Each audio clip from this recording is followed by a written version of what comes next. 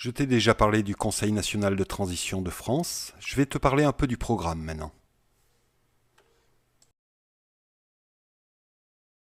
Puisque le CNT n'est pas un gouvernement mais une transition, toutes les modalités de celle-ci doivent être connues à l'avance. Qui en seront les acteurs? À quel changement immédiat faut-il s'attendre? Quel sera le gouvernement après cette transition? Il faut avant tout rendre impossible toute forme de corruption. Toutes les actions doivent se concentrer sur le bien commun. L'ensemble du peuple reste toujours le principal décisionnaire. Les acteurs seront tous de simples citoyens, en nombre suffisant pour constituer une vraie représentation du peuple français. Ils seront organisés pour être plus efficaces que des politiciens dont le seul mérite est d'être bien nés. Les politiciens sont actuellement plus de 4000 pour gérer le pays. 2000 seraient largement suffisants, comme l'indiquent les comparaisons avec d'autres pays, souvent plus peuplés. C'est donc environ 2000 citoyens qui les remplaceront. Le rôle présidentiel, relations internationales, armée et diplomatie, sera assuré par un conseil de sages d'environ 16 personnes.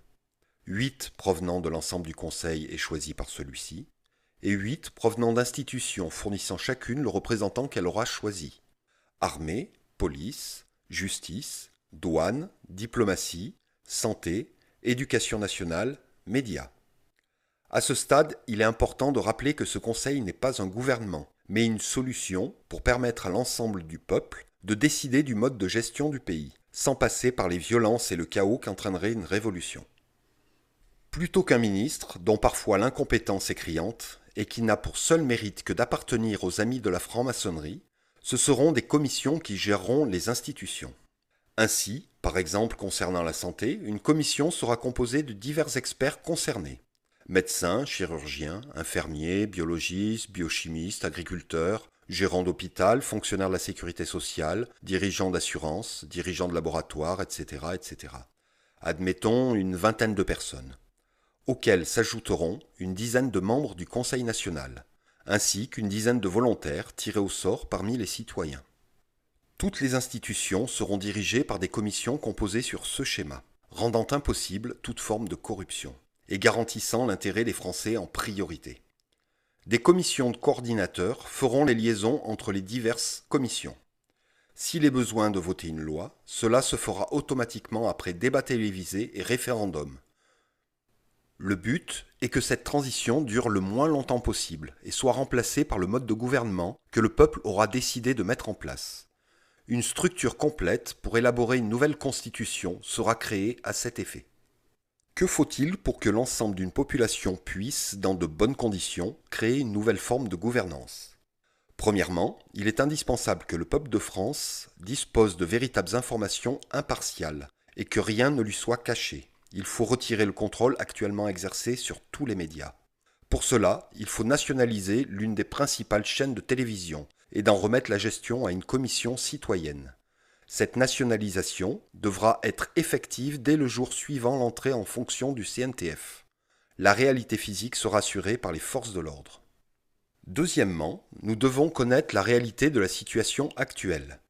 Hormis les grosses escroqueries nationales des banques, laboratoires pharmaceutiques et multinationales, dont sont complices la plupart des politiciens, la franc-maçonnerie a peu à peu mis en place un système de pillage permanent du pays afin d'enrichir et fidéliser ses membres. Par leurs lois, les politiciens sont seuls décideurs de l'emploi des fonds publics. Afin que les citoyens français sachent ce qu'il en est réellement, il faut réaliser un audit complet de toutes les institutions nationales et de tous les organismes profiteurs. Cet audit, aussi physique que comptable, nécessitera des centaines de milliers d'individus, sans compétences particulières. De petits groupes associant juges, forces de l'ordre et simples citoyens devront agir sur tout le territoire pour qu'on y voie enfin clair et que cesse la gabegie administrative et ses arnaques. Et troisièmement, il est nécessaire d'établir un système de ressources universelles. De nombreux philosophes, mais aussi des économistes financiers, penseurs et autres, ont confirmé l'obligation pour la société humaine de s'adapter aux avancées technologiques en créant une ressource universelle, garantissant à chacun le minimum nécessaire à une vie décente, quelle que soit sa situation professionnelle. En niant cette évidence, ceux qui manipulent la main-d'œuvre ont encaissé le salaire de ceux que la machine a remplacés. Et les dirigeants nationaux ont tout fait pour favoriser cette situation, créant au cours des dernières décennies des écarts sociaux sans précédent historiques. Écarts qui font disparaître la classe moyenne, augmentent la précarité et privilégient une classe de plus en plus réduite d'individus qui accumulent des richesses qu'ils ne seront pas en mesure d'épuiser de leur vivant. Une négation totale de la logique. En dehors du fait que cette mesure relancera immédiatement l'économie et permettra à la France de se relever, une autre conséquence plus inattendue est à prévoir. Cette mesure revalorisera le travail. Bien entendu, pour disposer de l'indépendance nécessaire à cette mise en place, le pays doit retrouver son droit à la création monétaire. Là encore, la nationalisation des principales banques est indispensable et doit être concrète dès la mise en place de ce Conseil. C'est pourquoi toutes les forces de l'ordre françaises doivent participer à ce sauvetage de notre pays, en assurant la sécurité de ceux qui seront chargés des réalisations nécessaires. Ce travail titanesque exige aussi une position officielle déclarée au monde. Afin de laisser les citoyens décider d'eux-mêmes, ce Conseil déclarera simplement la suspension de tous les accords pris par les félons ayant trahi la France. Accords automatiquement illégaux puisque pris par des autorités non légitimes. Suspension vis-à-vis de l'Europe, de l'euro, de l'OTAN, jusqu'à ce que les Français aient décidé par eux-mêmes.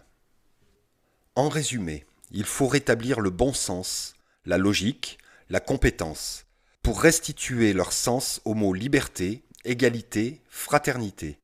Ceci rendra à chacun la fierté d'être français, et donc précurseur d'une nouvelle société humaine, que tous les autres peuples voudront adopter comme ils l'avaient fait lors de la Déclaration des droits de l'homme et du citoyen, créée par nos aïeux.